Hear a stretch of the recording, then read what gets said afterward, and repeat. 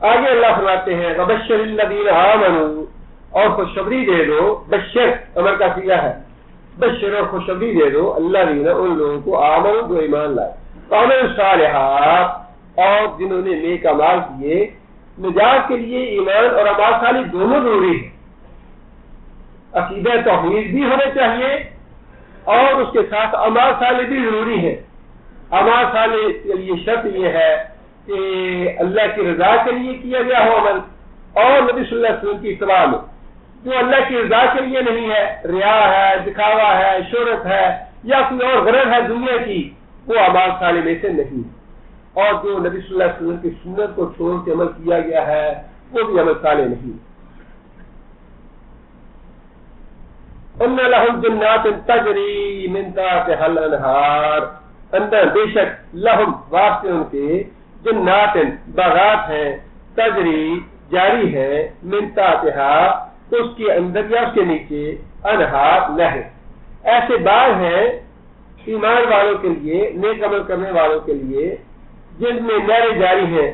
علما رزقوا منہا، علما جب بھی رزقوا، کون سا فعل ہے رزقوا؟ ماضی مجہول ہے۔ رزقوا رزق دیے گئے، منہا اس سے، کس سے؟ باغات سے، ان باغوں سے جب بھی وہ رزق دیے جائیں گے، من ثمرۃ پھلوں کا، رزقن رزق دیا جانا، رزقن مصدر ہے، اور جب یہ دوبارہ استعمال ہو مصدر کے ساتھ تو اس کے معنی میں کثرت بھی اور بڑی شدت پیدا ہو جاتی ہے کہ ڈھیروں رزق ہوگا، کوئی روک ٹوک نہیں ہوگی، جتنا چاہیں گے جیسا چاہیں گے لیں گے، رزق دیے جائیں گے، رزق دیا جانا جس طرح رزق دینے کا حق ہے، یہ ہے اس کا معنی۔ قالوا جنتی کہیں گے ھذا الذی رزقنا من قبل، ھذا الذی، ھذا یہ اس میں اشارہ ہے کس کی طرف؟ اس رزق کی طرف اور پھل کی طرف۔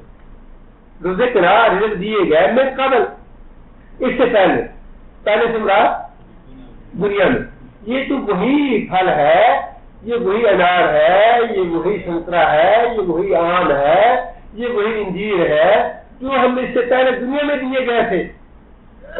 اللہ فرماتے ہیں وَأُوتُوا، اور جو وہ دیے جائیں گے، دہی متشابہن، وہ متشابہ ہوں گے پھلوں کے، متشابہ پھلوں کے، صرف اس کی شکل میں متشابہ ہوں گے لیکن اس کی لذت اور اس کا ذائقہ جو ہے وہ اس سے بہت مختلف ہے۔ رسول، اور پھر اتنی کثرت ہوگی پھلوں کی، رسول اکرم صلی اللہ علیہ وسلم نے ایک بات تو یہ ارشاد فرمائی کہ جو جنت کا پھل ہے اس میں گٹھلی نہیں ہو، مینگو ہے اس میں گٹھلی ہے، کھجور ہے اس میں گٹھلی ہے، یا خربوزہ ہے اس میں بیج ہے۔ فرمایا کہ جنت کے پھلوں میں یہ نہیں ہوگا، اور فرمایا کہ ایک جو کھجور ہے جنت کی یہ مٹی کے برابر ہوگی، اور دودھ سے زیادہ سفید، شہد سے زیادہ میٹھی، اور مکھن سے زیادہ نرم ہوگی، اور اتنی کثرت کے ساتھ ملے گا پھل۔ نبی صلی اللہ علیہ وسلم فرمایا کہ میں نماز کسوف میں نبی صلی اللہ علیہ وسلم نماز کسوف پڑھ رہے تھے، اور نبی صلی اللہ علیہ وسلم ایسے آگے بڑھے نماز کے دوران ہی پھر پیچھے ہٹ گئے۔ صحابہ کرام نے بعد میں پوچھا یا رسول اللہ آپ آگے بڑھے تھے پھر پیچھے ہٹے؟ نبی صلی اللہ علیہ وسلم فرمایا کہ نماز کسوف کے دوران مجھے جنت کا پھل دکھایا گیا اور میں نے یہ چاہا کہ میں ایک خوشہ ایسا توڑ لوں، لیکن پھر مجھے روک دیا گیا، اور ساتھ ہی بات ارشاد فرمائی اگر میں اس کا ایک خوشہ توڑ لیتا تم لوگ قیامت تک اس کو کھاتے رہتے، ختم نہ کر پاتے۔ ایک خوشے کو صحابہ کرام کی پوری جماعت کھاتی رہتی قیامت تک، تو فرمایا کہ ایک خوشہ تم سے ختم نہ ہوتا۔ یہ ہے تم رزق دیے جاؤ گے رزقاً، اس طرح جس کا رزق دیے جانے کا حق ہوتا ہے، اور وہ مشابہ ہوگا، ملتا جلتا ہوگا دنیا کے پھلوں سے، لیکن اس کے ذائقے اور لذت میں وہ مختلف ہے۔ بہرحال فیہا ازواج مطہرۃ ولہم، اور واسطے ان کے یعنی جنتیوں کے، فیہا اس میں، کس میں؟ جنت میں، ازواج، ازواج کا واحد زوج، زوج کا معنی جوڑا، شوہر جو ہے وہ عورت کا زوج ہے اور عورت جو ہے وہ شوہر کی زوج۔ اس کے دو معنی ہیں. ازواج مطہرۃ، اس میں تمہارے لیے جوڑے ہوں گے پاک اور صاف. پاک اور صاف سے ایک مراد تو یہ ہے کہ جو ظاہری آلائش دنیا میں ہے وہ نہیں ہوگی. دونوں براب نہیں ہوگا، ناک نہیں ہوگا، یا اور بھی جو انسان کو کراہت والی چیزیں محسوس ہوتی ہیں اپنے جسم میں وہ نہیں ہوگی. اس لیے فرمایا کہ اور پھر باطنی جو آلائشیں ہیں، باطنی کمزوریاں وہ بھی نہیں ہوں گی. غصہ آنا یا کسی جھوٹ بولنا یا کسی کے ساتھ حسد ہونا یا بغض ہونا، یہ ساری باطنی اور ظاہری آلائشیں جو ہے جنتی لوگوں میں نہیں ہو، نہ مردوں میں نہ عورتوں میں. اور دوسرا مفہوم اس کا یہ ہے کہ وہاں جوڑے جو ہیں وہ پاک بنائے جائیں گے. اگر دنیا میں ایک شوہر اور عورت جو ہے، ایک نیک ہے ایک گنہگار ہے، تو نیک جو ہے وہ جنت میں چلا جائے گا اور دوسرا جو گنہگار ہے وہ اپنے گناہوں کے مطابق جہنم میں جائے گا. اب وہ جو جنت میں چلا گیا وہ اکیلا ہے، اس کو زور ملے گی مطہر. ایسے ہی کہ اگر اس کا شوہر گنہگار تھا وہ جہنم میں چلا گیا، اب وہ عورت جنت میں چلی گئی، تو نیک جو ہے وہ ان کو آپس میں ملا دیا جائے گا. اگر مرد اکیلا ہوگا تو اس کو پاک اور متقی اور صالح عورت مل جائے گی، اور اگر عورت جو ہے وہ اکیلی آ گئی جنت میں تو اس کو پاک اور متقی اور صالح شوہر مل جائے. یہ ہے ازواج مطہرۃ، اور اس میں پاک جوڑے ہوں گے. ہم فیہا خالدون، اور وہ لوگ اس میں ہمیشہ ہمیشہ رہیں گے. ہمیشہ ہمیشہ، 1 سال 2 سال 10 سال 20 سال، اس کا کوئی حد نہیں ہے کہ کب تک ہے، انسان اس کا خبر بھی نہیں کر سکتا. اور اللہ نے خود فرمایا قرآن مجید میں، وَلَا يَبْغُونَ عَنْهَا حِوَلًا، 100 سال یا 1000 سال جنت میں رہنے کے باوجود لا يَبْغُونَ عَنْهَا حِوَلًا، اسے جنت سے نکلنے کو دل نہیں کرے گا، دل اکتائے گا نہیں کہ اب تو 1000 سال اس جنت میں رہ لیا، اب تو کسی اور جگہ چلتے ہیں، چلے یہ سال اس بیٹے کے پاس رہ لیا، اب چلے 6 مہینے اور بیٹے کے پاس رہتے ہیں، یا چلے 2 مہینے فلاں بیٹی کے پاس جا کے رہتے ہیں، یہاں سے دل اکتائے اچھے چلے افلاں جگہ چلے جاتے ہیں. فرمایا کہ 1000 یا 10,000 سال بھی جنت میں رہنے کے باوجود لا يبغون عنها حوالا، اللہ یہ نہیں کہ یا اللہ کسی اور جنت میں بھیج دیا، کہیں سے نکلنے کو جی نہیں چاہے گا.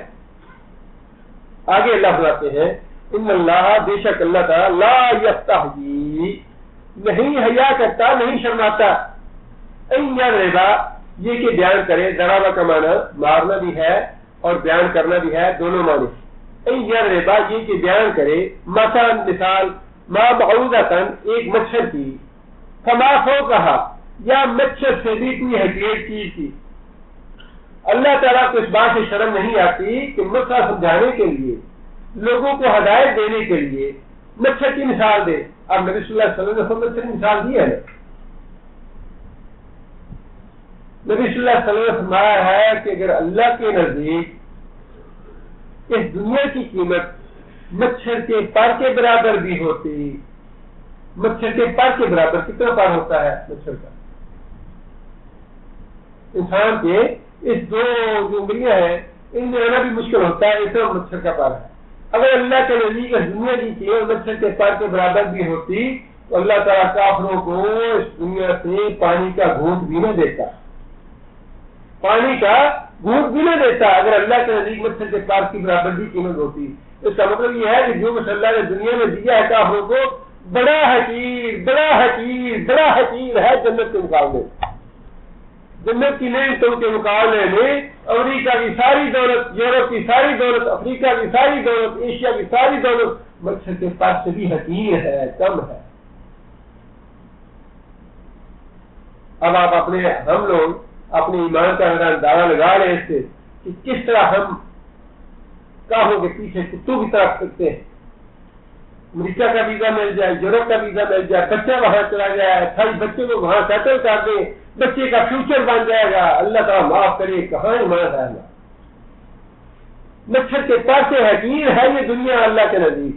ایمان برباد ہوتا ہے ہو جائے، ایمان کی پرواہ نہیں ہے. نماز خراب ہوتی ہے، قرآن نہیں پڑھتا نہ پڑھے، نماز نہیں پڑھتا نہ پڑھے، امریکہ کا گرین کارڈ ملنا چاہیے. دین تباہ ہوتا ہے، پوری نسل برباد ہوتی ہے تو ہو جائے، گرین کارڈ ضرور ہونا چاہیے.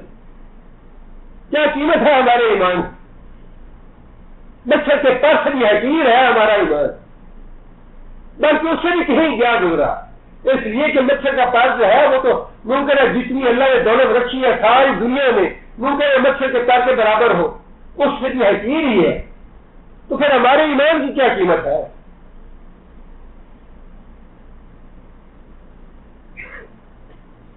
ہمیں یہ ماحول اچھا نہیں لگتا، یہ بڑا خوشک ماحول ہے، دکانیں بند ہو جاتی ہیں، بڑی تکلیف ہوتی ہے،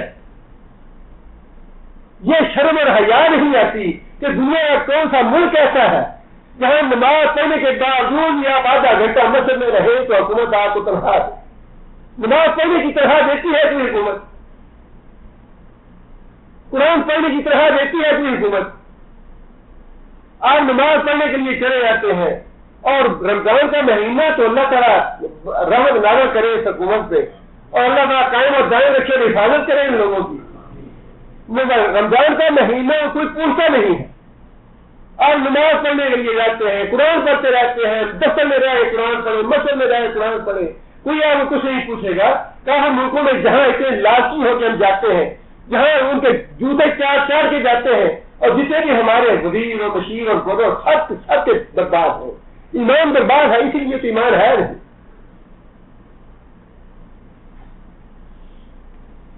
ملک کو بیچ دیا صرف ہم نے بچوں کے گرین کارڈ کے لیے اور بچوں کی فیوچر کے لیے، یہ ہے ہمارے ایمان کی قیمت۔ اللہ کے راہ کیوں رہے ہیں؟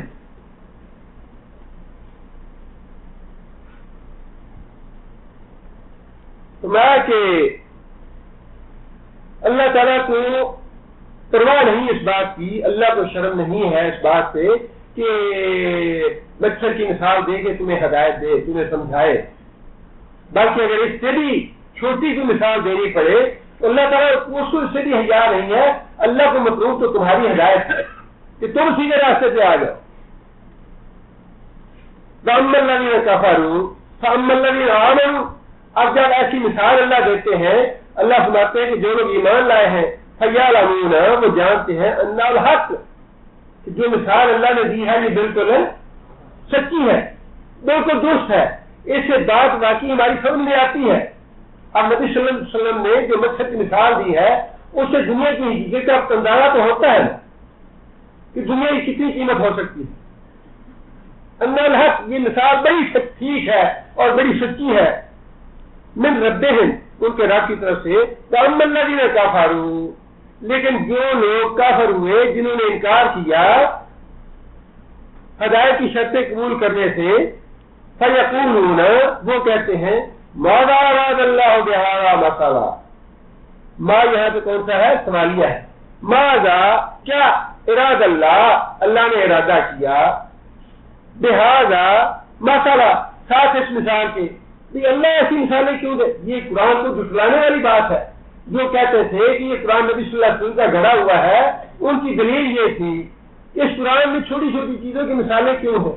مکھی کی مثال دی اللہ نے، مکڑی کی مثال دی اللہ نے، مچھر کی بات کی اللہ نے، تو اللہ کتنی بڑی ذات ہے، اللہ بڑا دلیل عظیم ہے، اللہ تعالیٰ کے کلام میں ایسی باتیں تو نہیں ہونی چاہیے چھوٹی چھوٹی چیزیں۔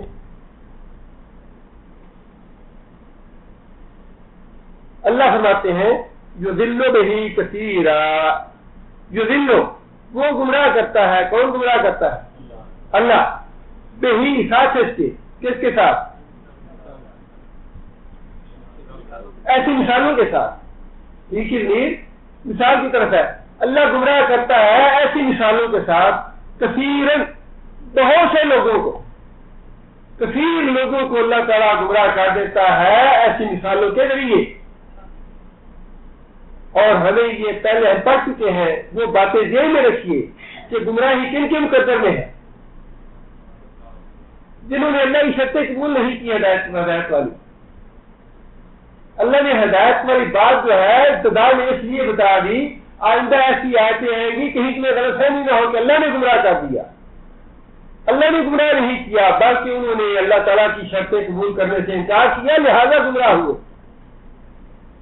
یضل بہ کثیرا، بہت سے لوگوں کو اللہ تعالیٰ گمراہ کرتا ہے، ویہدی بہ کثیرا، اور ہدایت دیتا ہے انہی مثالوں کے ساتھ بہت سے لوگوں کو۔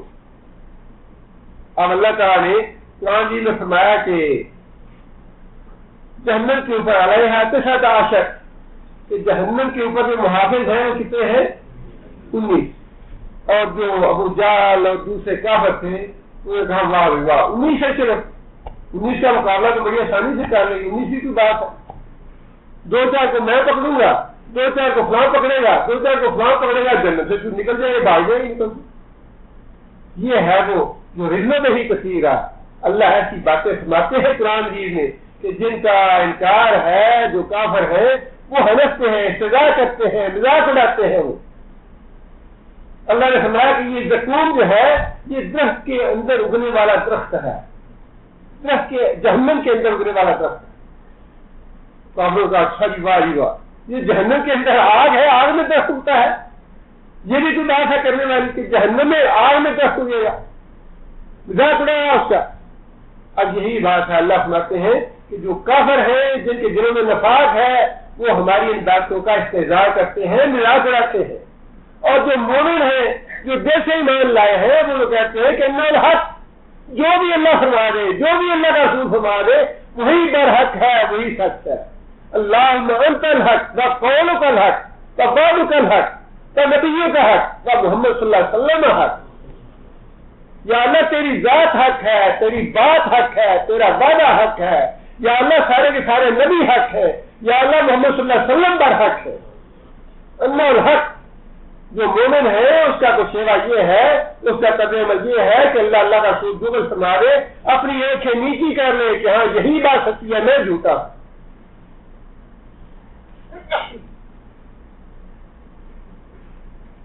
وما یضل بہ الا الفاسقین، اور نہیں گمراہ ہوتے ان مثالوں سے الا الفاسقین، مگر جو فاسق. فاسق کسے کہتے ہیں؟ دیکھیے 2 اصطلاحیں ہیں. قرآن مجید میں اللہ تعالیٰ نے کافروں کو بھی فاسق کہا ہے، لیکن ہماری شریعت میں تو کہا کہ اس طرح میں جو آدمی کبیرہ گناہ کا مرتکب ہو وہ فاسق ہے، اور جو صغیرہ پہ اصرار کرے علماء کے نزدیک وہ بھی کبیرہ بن جاتا ہے. لہذا کبیرہ گناہ کا مرتکب جو ہے وہ تو فاسق ہے، اور جو اس کبیرہ گناہ کو اعلان کرے، دیدہ دلیری سے کرے اور اکڑ کے کرے، اس کو کہا کہ اسلام میں فاجر کہتے ہیں. یہ فاجر ہونا فاسق ہونے سے بھی ایک درجہ اوپر ہے. اللہ فرماتے ہیں کہ گمراہ اس سے فاسق ہوتے ہیں. اور آگے اللہ نے فرمایا فاسق کی اللہ تعالیٰ نے تعریف فرمائی ہے یا وضاحت فرمائی، الذین ینقضون عہد اللہ، وہ فاسق وہ ہیں ینقضون. نقض کا معنی اردو میں استعمال ہوتا ہے نقض عہد، عہد کو توڑنا. ینقضون جو توڑتے ہیں عہد اللہ، اللہ کے عہد. اللہ سے ہمارا عہد کیا ہے؟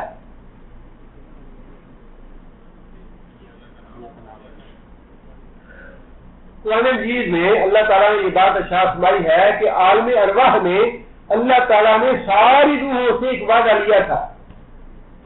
ساری روحوں سے اس دنیا میں آنے سے پہلے عالم ارواح میں جب ہماری روحیں موجود تھیں، ساری کی ساری روحیں موجود ہیں جنہوں نے قیامت تک آنا ہے، اور اللہ تعالیٰ نے ساری روحوں سے یہ وعدہ لیا الست بربکم، کہ کیا میں تمہارا رب ہوں یا نہیں.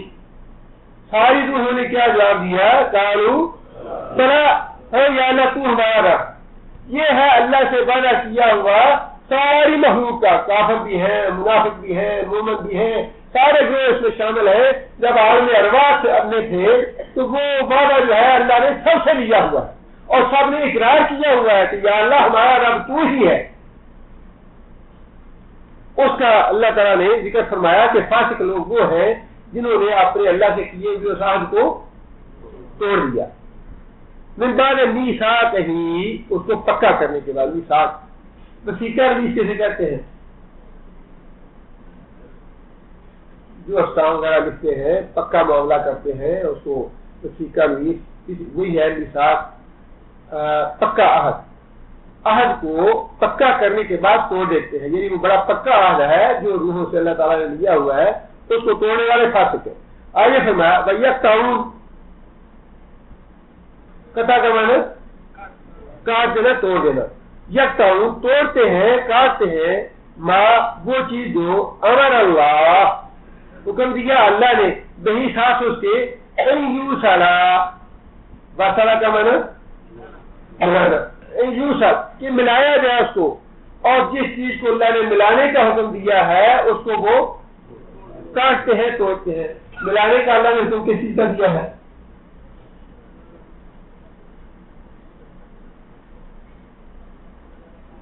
سلا ریلی کا. سلا کا لفظ جو ہے اس میں موجود ہے سلا ریلی، ریل کے تعلق کو ملانا. اس میں سب سے جو قریبی تعلق ہے وہ بنتا ہے ماں باپ کا، بہن بھائی کا، اس کے بعد جتنے بھی عزیز و اقارب ہیں، اس کے بعد جیسے جیسے تعلقات ہیں. اللہ فرماتے ہیں کہ فاسق وہ ہے جو ان تعلقات کو توڑ دے. ماں باپ کا حق ادا نہ کیا، بیوی بچے کا حق ادا نہ کیا، اپنے بہن بھائیوں کا حق ادا نہ کیا، اپنے انسانوں کا حق ادا نہ کیا، جن کے ساتھ لین دین ہے ان کے حق ادا نہ کیے، یتیموں کا حق ادا نہ کیا، بیواؤں کا حق ادا نہ کیا، محتاجوں کا حق ادا نہ کیا. یکتعون اور قطع کرتے ہیں، توڑتے ہیں ان تعلقات کو، ما امر اللہ بان یوصل کہ ان کو ملایا جائے. حکم تو یہ ہے کہ جو تمہارے تعلقات ہیں، جو حقوق متعین کیے ہیں وہ حقوق ادا کرو. ماں باپ کے حقوق ہیں، بیوی بچوں کے حقوق ہیں، بہن بھائیوں کے حقوق ہیں، انہیں ملاؤ. اور جو ان کو کاٹتا ہے وہ دنیا میں بڑا فساد پھیلاتا ہے. فرمایا وَيُفْسِدُونَ فِي الْأَرْضِ، وَيُفْسِدُونَ فِي الْأَرْضِ. یہ فاسق جو ہے ان کے قطع ریلی کے نتیجے میں کیا ہوتا ہے؟ اللہ سے بھی عہد توڑا. اللہ سے عہد توڑنے کے بعد جو بندوں کے حقوق تھے ان کو غصب کیا. اس کا نتیجہ کیا نکلا؟ یفسدون فی الارض، زمین میں فساد برپا کرتے ہیں، زمین میں بگاڑ پیدا کرتے ہیں. آپ اپنے ماں باپ کے حقوق نہ ادا کریں تو کیا ہوگا؟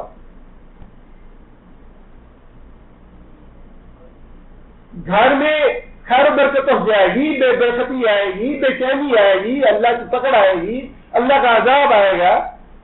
آپ اپنے بچوں کے بیوی کے حقوق ادا نہ کریں، ان پہ ظلم کریں، پھر بھی گھر میں اللہ کا عذاب آئے گا، اللہ کی پکڑ آئے گی، اللہ کی سزا آئے گی. آپ بہن بھائیوں کے حقوق کو کر لیں، ان کے حقوق ادا نہ کریں، فساد برپا ہوگا، بگاڑ پیدا ہوگا، قتل و غارت ہوگی، خون ریزی ہوگی.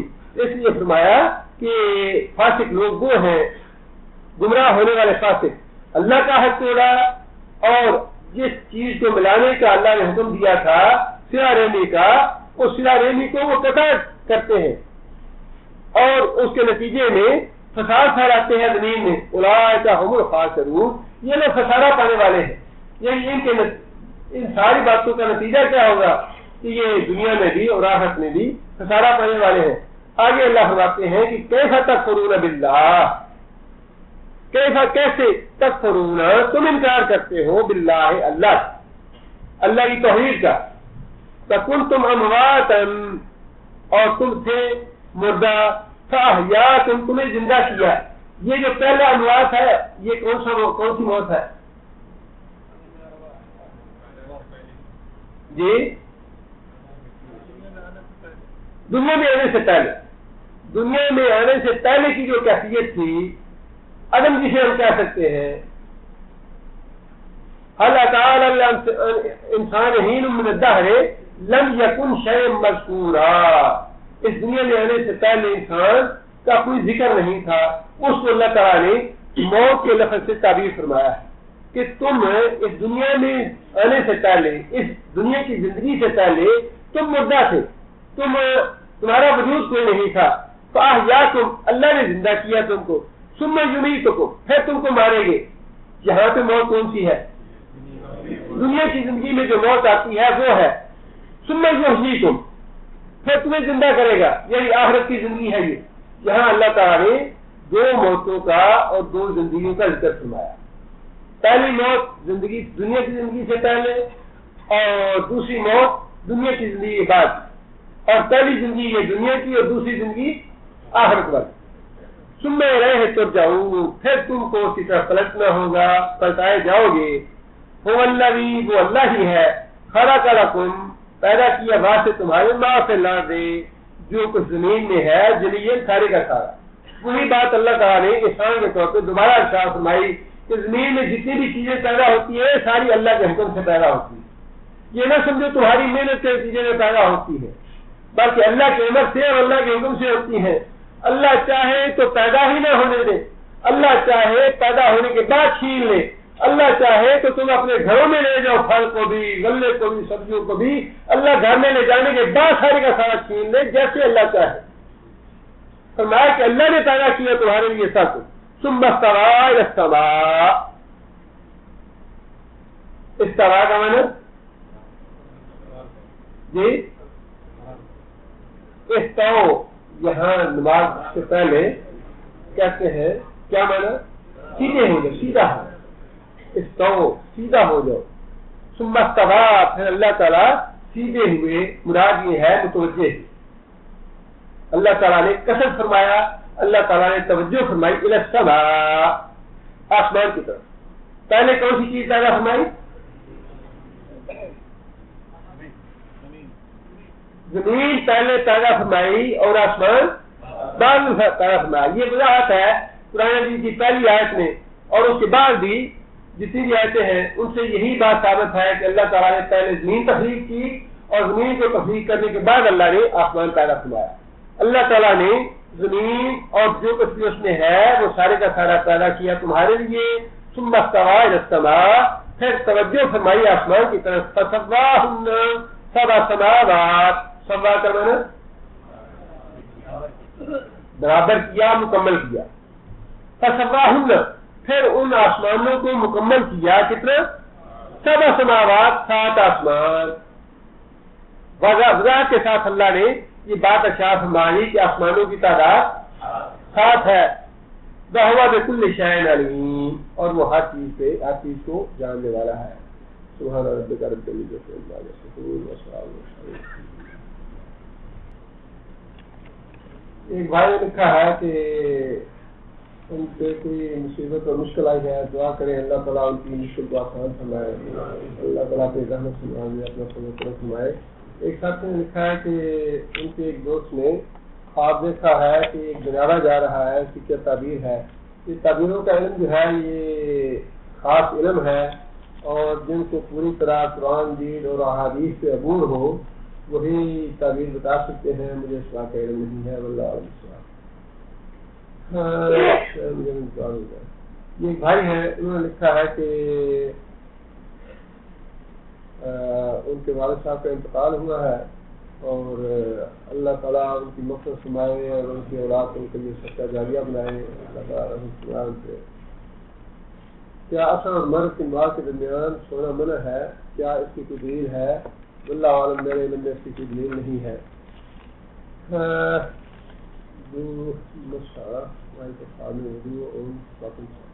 یہ جو کاٹن کی جرابیں ہیں ان پہ مسح کرنا جائز ہے یا نہیں؟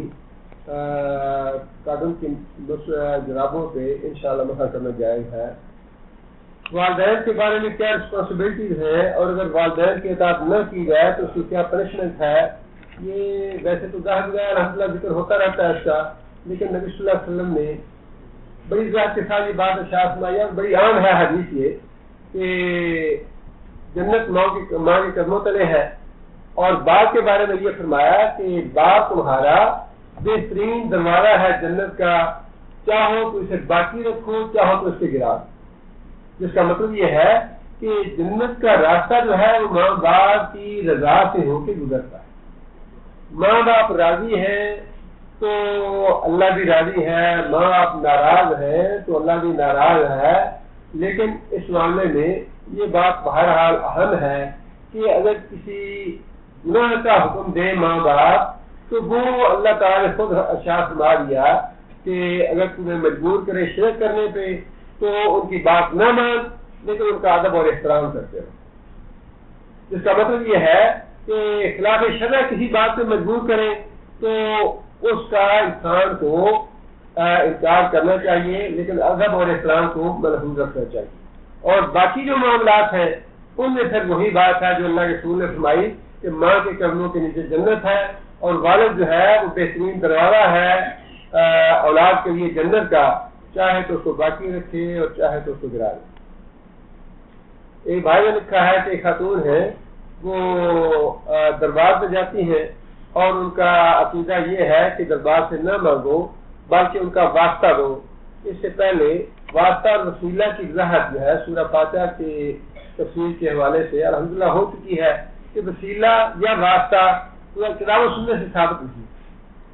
نبی صلی اللہ علیہ وسلم کی حیات طیبہ میں زندہ آدمی کو سے دعا کروانا یہ جائز ہے، زندہ آدمی سے دعا کروانا جائز ہے۔ جب نبی صلی اللہ علیہ وسلم فوت ہو گئے تو کوئی بھی صحابی نبی صلی اللہ علیہ وسلم کے پاس فوت ہونے کے بعد دعا کروانے کے لیے نہیں گیا، کہیں یہ بات نہیں ملتی۔ بلکہ حضرت عمر کے زمانے میں جب بارش نہیں ہو رہی تھی تو حضرت عمر نے وضاحت کے ساتھ یہ بات کہی کہ جب نبی صلی اللہ علیہ وسلم زندہ تھے تو ہم نبی صلی اللہ علیہ وسلم کے پاس جاتے تھے دعا کروانے کے لیے، اب نبی صلی اللہ علیہ وسلم فوت ہو چکے، لہٰذا ہم نبی صلی اللہ علیہ وسلم کے چچا کے پاس جاتے ہیں جو زندہ ہے تاکہ ان سے دعا کروائیں، دعا کرواتے تو بارش ہو جاتی۔ اور پھر نبی صلی اللہ علیہ وسلم ایک عورت آئی، مسئلہ پوچھا کہ نبی صلی اللہ علیہ وسلم سے، نبی صلی اللہ علیہ وسلم نے اس کو مسئلہ بتایا اور ساتھ یہ بات کہی کہ کل دوبارہ آنا میرے پاس۔ اور دیکھیں کہ وہ لوگ بھی کتنے اللہ تعالیٰ ان پہ شروع و رحمتیں فرمائے، اور پھر ہر جو بات زبان سے نکلتی ہے اس میں کوئی نہ کوئی اللہ کی نصرت اور حکمت ہوتی ہے۔ اس عورت نے فوراً یہ بات کہی، یا رسول اللہ اگر میں کل آؤں تو آپ نہ ہو۔ ہمارے جیسے دل کو قرآن میں کوئی تو کہیں بڑی گستاخ ہے، یہ اس کا منہ بند کرو، نکالو اسے باہر، کیا کہہ دیا اس نے؟ کیا میں آؤں اور آپ نہ ہو، مطلب یہ ہے کہ آپ فوت ہو گیا ہو؟ نبی صلی اللہ علیہ وسلم فرمایا کہ اگر تم آؤ اور میں نہ ہوں تو پھر میری بجائے ابوبکر صدیق کے پاس چلے جانا تو زندہ ہو۔ اب اس سے بڑی بات کیا ہوگی کہ مردے جو ہے نہ بات سنتے ہیں، نہ جواب دیتے ہیں، نہ ان کو وسیلہ بنانے کا ثبوت ہے کتاب و سنت سے، یہ ثبوت نہیں ہے۔ بات وہی ہے کہ بات اللہ اور اللہ کے رسول کی مانی ہے، یہی ایمان ہے، یہی پہلا سبق ہے۔ کیا تشہد کے اندر السلام علیکم ایھا النبی پڑھنا بہتر ہے یا السلام علیکم ایھا النبی؟ برائے مہربانی اب جو اللہ کے رسول نے بات فرمائی ہے نا، نبی صلی اللہ علیہ وسلم نے ایک آدمی کو کوئی دعا سکھلائی اور اس دعا میں نبی صلی اللہ علیہ وسلم نے رسول کا لفظ استعمال فرمایا یا نبی صلی اللہ علیہ وسلم نے خود نبی کا لفظ استعمال فرمایا، اس آدمی نے اپنی مرضی سے رسول کی بجائے نبی کا لفظ استعمال کر لیا۔ نبی صلی اللہ علیہ وسلم فرمایا کہ نہیں، جیسے میں نے کہا ہے رسول کا لفظ ویسا رسول کا لفظ استعمال، جیسا نبی صلی اللہ علیہ وسلم نے نماز کے کلمات جیسے سکھائے ہیں ویسے ہی پڑھنے۔ تحیات اللہ والصلوات والطیبات والسلام علیک ایھا النبی ورحمۃ اللہ وبرکاتہ، ایھا النبی ہی کہنا، اپنی مرضی سے بدلنے کے اختیار نہیں ہے۔ اگر ایک لفظ میں اپنی مرضی سے بدلوں گا، دوسرا آپ اپنی مرضی سے بدلیں، تیسرا کوئی اور اپنی مرضی سے بدل لے تو اس کا مطلب یہ ہے کہ اسلام تو ختم ہو گیا۔ اللہ تعالیٰ کے ہاں عبادت کا اور رسول اللہ صلی اللہ علیہ وسلم کے طریقہ کار کا کوئی معیار ہے یا جسے کوئی مرضی کر لی اس میں شرک نہ ہو۔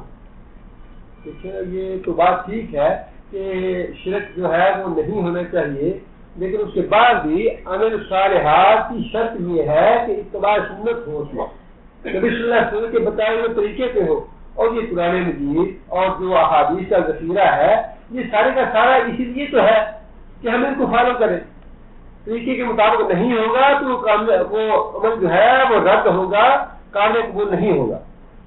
عقیقہ کے لیے لڑکا ہو تو 2 بکرے دینا ہوتا ہے، میرے والدین گنجائش نہ ہونے کی وجہ سے میرا عقیقہ 1 بکرے سے کیا، کیا مجھے 1 بکرا دینا ہوگا؟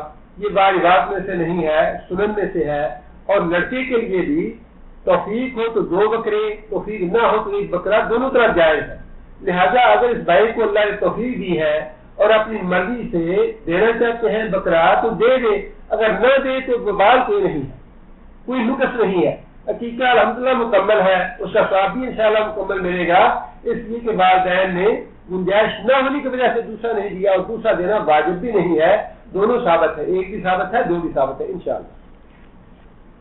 بچہ پیدا ہونے پر لڑکا یا لڑکی ایک کام میں اذان دوسرے کام میں اقامت دیتے ہیں، کیا یہ عمل سنت سے ثابت ہے؟ دونوں کے لیے حدیث موجود ہے۔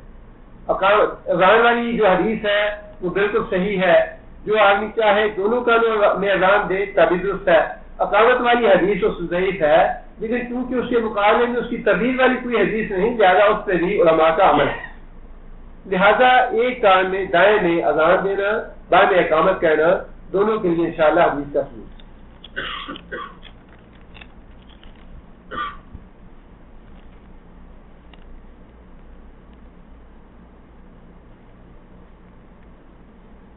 کیا زمین آسمان کی پیدائش سے پہلے ارواح عالم کو پیدا کیا یا بعد میں زمین آسمان سے پہلے ہے، گویا روح پہلے پیدائش ہوئی؟ ان باتوں کی چھان بین میں نہیں پڑنا چاہیے۔ یہ بڑی گمراہی کی باتیں ہیں جن چیزوں کا اللہ اور اللہ کے رسول نے بتانے کی ضرورت محسوس نہیں فرمائی، ان کی پرہیز میں نہ کریں۔ جتنی بات بتا دی ہے اتنی بات پہ ایمان لے آئیں جو قرآن و حدیث سے ثابت ہے، اور جو اللہ اور اللہ کے رسول نے بات نہیں بتائی اس کی پرہیز میں نہ پڑے۔ یہیں سے گمراہی کے راستے نکلتے ہیں کہ انسان اپنی عقل سے یہ باتیں پریرنے لگتا ہے، اور وہ جو حدیث ہے کہ شیطان آتا ہے کہتا ہے تمہیں تو اللہ نے پیدا کیا، اللہ نے کس نے پیدا کیا؟ اب بات تو شیطان نے ڈال دی ذہن میں، اور عقل جو ہے بعض کا اس طرح سوچتی بھی ہے، لیکن فرمایا کہ تم یہ نہ سوچو لاہور ولا قوت آپ پڑھو گی شیطانی سوچ، لہٰذا ایسی سوچوں سے اور پھر ان کا فائدہ بھی کیا ہے؟ اگر روح پہلے پیدا ہوئی یا بعد میں پیدا ہوئی اس میں ہمارا کیا نقصان یا فائدہ ہے؟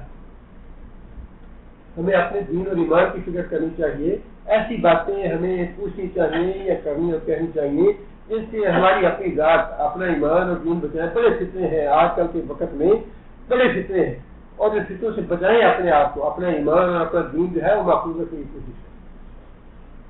بسم اللہ الرحمن الرحیم، الحمد للہ رب العالمین، الرحمن الرحیم، مالک یوم الدین، ایاک نعبد و ایاک نستعین، اهدنا الصراط المستقیم صراط الذین انعمت علیہم غیر المغضوب علیہم ولا الضالین۔ اللهم صل على محمد وعلى آل محمد كما صليت على إبراهيم وعلى آل إبراهيم إنك حميد مجيد۔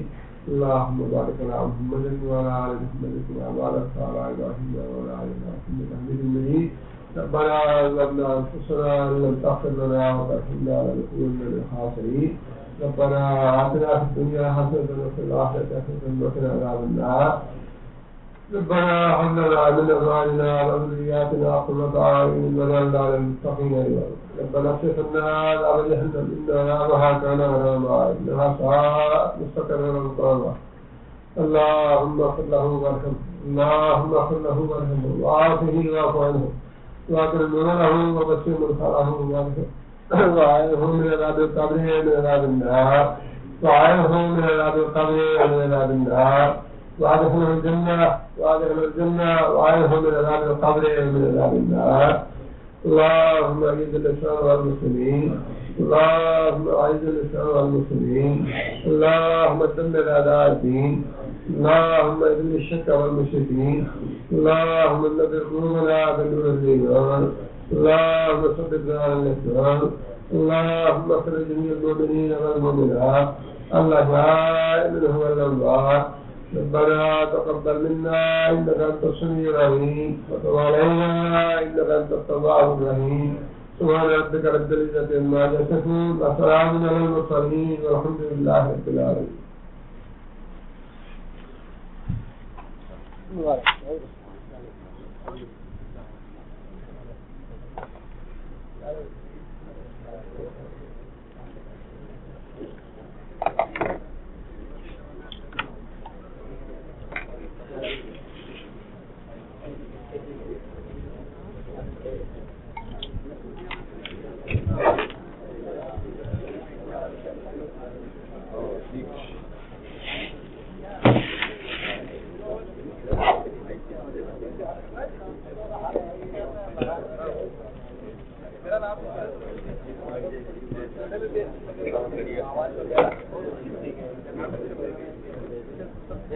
بہت پہلے